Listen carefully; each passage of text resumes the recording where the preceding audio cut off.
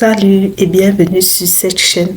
Dans cette vidéo, nous allons apprendre comment inclure des audios ou encore des vidéos dans notre page HTML. Ok, bon, on va aller là dans notre dossier qu'on avait créé pour garder tous nos projets. On avait nommé ça HTML5. Vous allez voir que dans notre dossier, j'ai rajouté des choses. Ici, j'ai rajouté de l'audio, un fichier audio. Ici, j'ai rajouté un fichier vidéo. Et ici, un autre fichier vidéo. Donc, j'ai ajouté deux fichiers vidéo et un fichier audio pour ce tutoriel. Donc, une fois chez vous, vous pouvez aussi rajouter comme ça si vous avez besoin de pratiquer pour mieux comprendre. Alors, on va ouvrir notre éditeur de texte. Ok. Ok, alors commençons. Pour afficher, ou bien oui, pour afficher une vidéo dans notre page HTML, on utilise la balise vidéo. Vidéo, qui veut tout simplement dire vidéo. Dans la balise vidéo, on va mettre la source de notre vidéo. Je vais venir là, on a notre vidéo ici, j'ai nommé ça intro MP3, intro MP2, ce sont les deux vidéos qu'on avait. Je vais prendre intro MP4. Donc là, vous mettez tout simplement le nom de votre vidéo.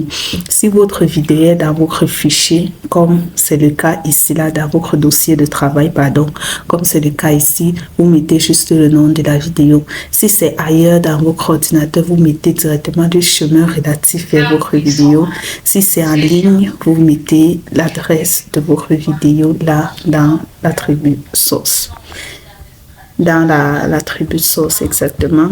Et là, on va ouvrir dans le navigateur pour voir ce qu'on a.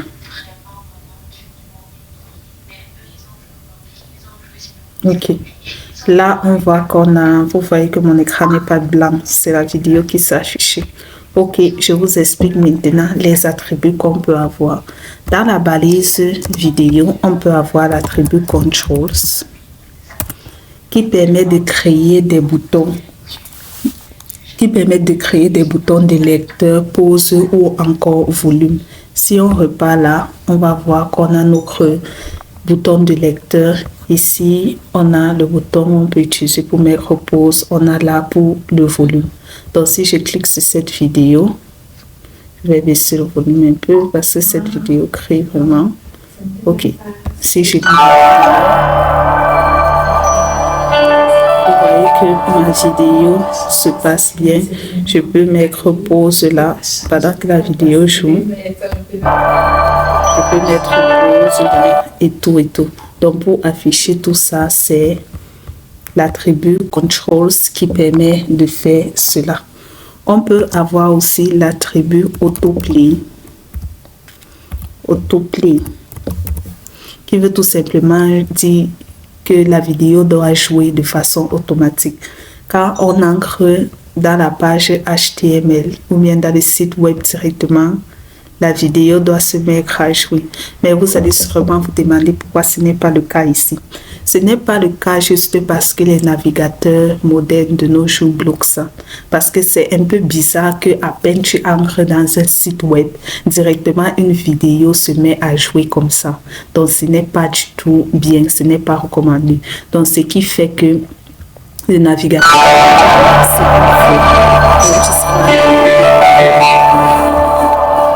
cette vidéo crée vraiment.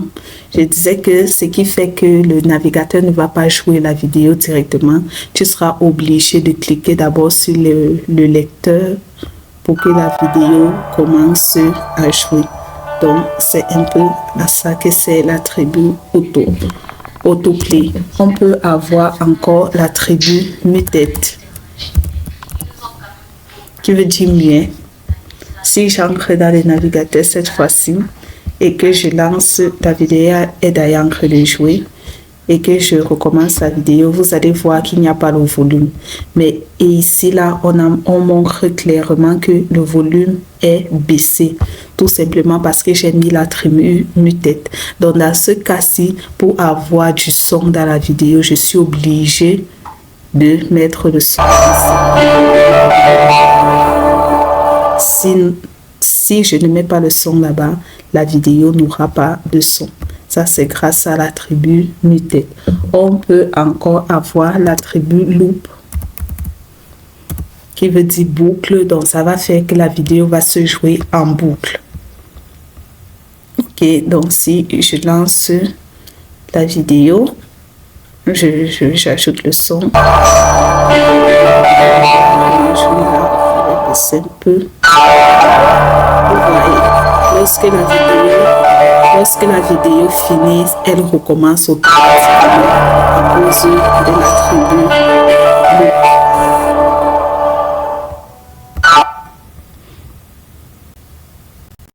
Ok, donc comme vous pouvez voir, lorsqu'on met l'attribut loop, lorsque la vidéo va se terminer, elle va recommencer automatiquement. Ça va faire comme une loop infinie. Et bien sûr, la balise vidéo a aussi l'attribut 8 pour donner la taille de notre vidéo. Par exemple, là, on peut mettre 100. Ça a aussi l'attribut height. En fait, 8, c'est pour donner la largeur de notre vidéo et height, c'est pour donner la hauteur de notre vidéo. On va mettre 100 et on part là. Vous voyez ici, voici la vidéo ici qui s'est affichée. Je crois qu'elle est trop petite. On va partir à 500.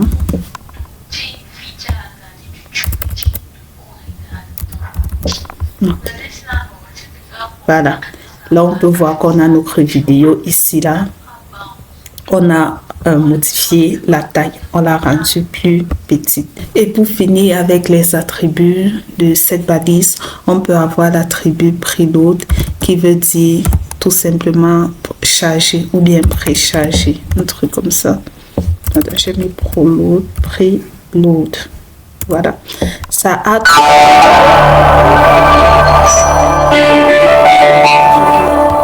Je vais arrêter ça. Ok. Je disais que l'attribut preload peut avoir 3 valeurs. Soit auto, non ou metadata. Maintenant, donc, à quoi servent ces attributs? On va commencer par exemple par l'attribut non. Pas la valeur non, pardon. Non veut simplement dire que le navigateur ne va pas charger la vidéo. Tout simplement, ne va rien charger avant que l'utilisateur clique sur le bouton lecture. C'est à ça que c'est la valeur non de l'attribut preload. Je répète, la valeur non de l'attribut preload va tout simplement dire au navigateur ne charge rien avant que l'utilisateur ne clique sur le bouton lecture.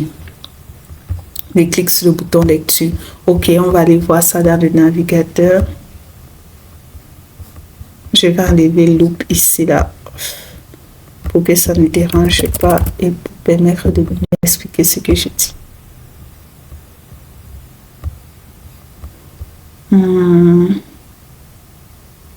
Est-ce que je vais encore enlever ici? Parce que quand il y a plusieurs attributs comme ça, il y a plusieurs trucs. Voilà. En enlevant tout ça, ça va me permettre de mieux expliquer à quoi sert l'attribut preload. Comme j'ai dit là, j'ai mis non. Vous pouvez voir que ici, là, rien n'est chargé. Tant que l'utilisateur ne clique pas sur le bouton-ci, rien ne se voit. En fait, il y a juste ce bouton qui va montrer qu'il y a une vidéo là. Il n'y a aucune image qui s'affiche, rien du tout. Pourtant, si je mets ici, là, auto par exemple, est-ce qu'on va partir? Vous voyez qu'il y a déjà comme une image en arrière-plan qui dit déjà qu'ici, il y a une vidéo. Donc, si tu cliques là, elle joue. J'ai mis muted, donc il n'y a pas de son. Donc, elle joue normalement. Mais pourtant, si j'enlève auto et je mets non, lorsqu'on regarde ça ici, en fait, il n'y a pas cette image en arrière-plan là. Il y a juste le bouton qui va servir à dire au navigateur ou à l'utilisateur que c'est une vidéo. Ok. Ici, on peut aussi avoir l'attribut metadata qui veut tout simplement dire métadonnées. Elle sait à quoi elle charge seulement les informations de la vidéo, tout simplement. Jusqu'ici, je n'ai pas encore vu vraiment trop de différence entre auto et méta. Je n'ai pas encore vu vraiment trop de différence, mais il faut déjà savoir que la valeur metadata de l'attribut preload permet de charger les informations sur la vidéo. Ça charge directement toutes les informations sur la vidéo. Les balises que j'utilise, les valeurs que j'utilise le plus sont non et auto. Auto. Ok. Là, on peut voir qu'il y a l'image. Donc, c'était un peu ça pour les vidéos en HTML. Pour les audios, maintenant, on utilise l'attribut audio, qui veut tout simplement dire audio.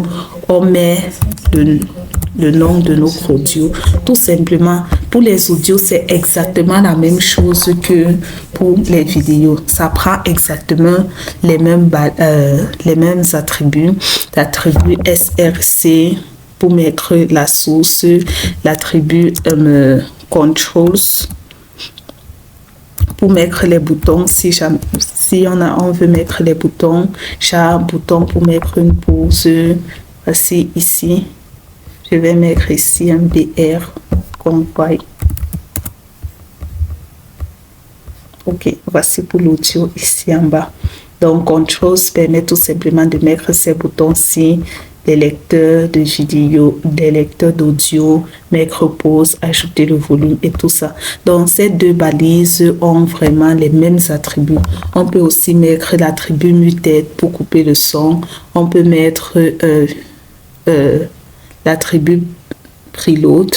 On peut mettre l'attribut loop. Ça prend tous les mêmes attributs ici, sauf les attributs width et height.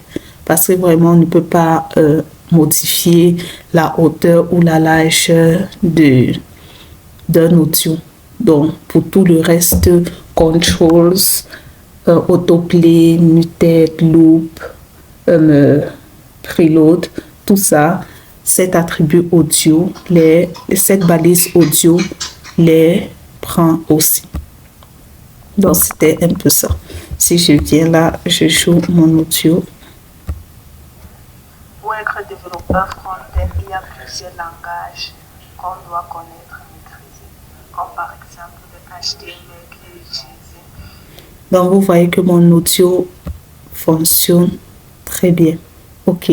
Maintenant, pour finir, il y a un autre attribut que je vais, ou bien plutôt une autre balise que je vais vous montrer. Pour mettre par exemple les audios ou les vidéos, on peut faire comme ça. Mais il y a une autre façon de faire qui est une façon aussi très recommandée. C'est de mettre la balise vidéo d'abord. Dans cette balise vidéo, on ne va pas mettre la source de notre vidéo. Non, on va plutôt mettre l'attribut controls. Control, par exemple, et les autres attributs. Ici, je vais mettre control. On connaît à tous les autres attributs. Et puis, on va ouvrir notre balise source pour mettre maintenant la source de notre vidéo. Cette balise source va prendre l'attribut SR pour mettre la source de notre vidéo. Alors, à quoi sert cet attribut source? Pourquoi je dis que cette façon de faire est mieux que la précédente? Tout simplement parce qu'avec cette façon de faire, on peut mettre plusieurs sources d'une même vidéo. Par exemple, il y a les navigateurs qui ne lisent pas certaines vidéos. Ou bien tu peux avoir un problème avec une vidéo a un format et l'autre format fonctionne bien. Donc, cette balise source nous permet de donner une vidéo sur plusieurs formats, de telle sorte que lorsque le navigateur ne va pas pouvoir lire un format, ça va partir essayer de lire l'autre format, ainsi de suite jusqu'à essayer de lire tous les formats. Si peut-être dans cette vidéo, je mets la première source, je vais mettre intro MP3 cette fois-ci. Et je mets le type de la vidéo parce que cette balise source prend pour attribut src et type pour mettre le type, où on va mettre vidéo parce que c'est une vidéo, et on va mettre un /mp3 parce que mp3 c'est l'extension de notre vidéo. Et puis on va voir ça dans le navigateur. On voit ici qu'on a ça, mais lorsque je clique dessus, rien. Pourquoi? Parce que le navigateur n'arrive pas à lire cette vidéo, parce que tout simplement cette vidéo n'est pas sur le bon format. Donc j'ai changé le format de cette vidéo pour pouvoir mieux nous expliquer ça. Mais si c'est que je mets la source, je mets une autre source à cette vidéo, attribut src, je mets cette fois-ci la bonne source, intro mp4, je mets là le type qui est vidéo, toujours c'est du type vidéo /mp4, ok, et que je repars dans le navigateur. On va voir ici là que la vidéo s'affiche et que la première vidéo n'est plus là, vous voyez. Donc la première vidéo ne s'affiche plus, tout simplement parce que le navigateur a essayé de lire cette vidéo mais n'a pas réussi, et puis ça se replie sur la prochaine vidéo et essaye de la lire, et là il a réussi à lire cette vidéo, donc il affiche cette vidéo. Tu peux mettre autant de sources que tu veux. Si tu as peut-être une même vidéo sur 4 ou 5 formats, tu peux mettre tous les 4 ou 5 formats. Ça va assurer que la vidéo va certainement être lue par le navigateur. Lorsque le navigateur va venir sur la première source et va essayer de lire mais ne va pas réussir, il va partir sur la deuxième source, va essayer, ne va pas réussir, il va partir sur la troisième source jusqu'à ce qu'il va réussir à lire une des sources et va l'afficher pour que l'utilisateur le voie. Donc vous voyez que là ça réduit vraiment les risques genre peut-être un utilisateur ne va pas pouvoir lire une vidéo ou bien quelque chose comme ça à cause de son navigateur ou quoi que ce soit. Avec cette méthode, si tu es sûr que l'utilisateur va pouvoir lire ta vidéo. Et bien sûr, cette méthode marche aussi avec la balise audio. Tu peux aussi faire exactement pareil tu peux faire exactement pareil avec la balise audio. Donc vous voyez que audio et vidéo prennent les mêmes attributs. Il n'y a que width et height que vidéo prend, mais que audio ne prend pas.